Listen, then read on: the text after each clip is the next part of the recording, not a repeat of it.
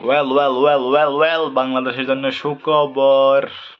Sri Lanka Nepal match ফ্লোরিডায় যেটা হওয়ার কথা ছিল আজকে ভোরে, সেটা বৃষ্টির কারণে ব্যস্ত গেছে। একদম টসও হয় নাই, একটা বলও মাঠে করা নাই, পুরোপুরি ম্যাচ বৃষ্টিতে বাইসা গেছে। এখন বাংলাদেশের কি লাভ হইল এখান থেকে?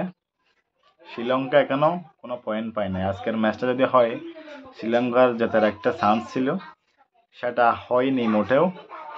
শ্রীলঙ্কার এখানে কোনো পয়েন্ট নাই, বাংলাদেশে আছে 2 পয়েন্ট। বাংলাদেশ জিতছিল শ্রীলঙ্কার বিপক্ষে। এখন শ্রীলঙ্কা যদি, বাংলাদেশ যদি তাদের পরের 2 ম্যাচের একটাতেও জেতে, তাইলে শ্রীলঙ্কার চেয়ে বাংলাদেশ পয়েন্টে এগিয়ে থাকবে, যেটা বাংলাদেশকে সুপার 8-এ যাওয়ার জন্য অনেক বেশি হেল্প করবে বলে ধরেই নিতে পারেন।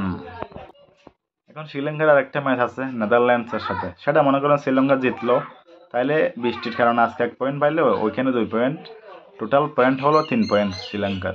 এখন বাংলাদেশ যদি আরেকটা ম্যাচ হলো, আরেকটা ম্যাচ জিতলো, তখন বাংলাদেশের পয়েন্ট হয়ে যাবে 2-4। তার মানে বাংলাদেশ শ্রীলঙ্কার চেয়ে এগিয়েই থাকছে পয়েন্ট টেবিলের দিকে।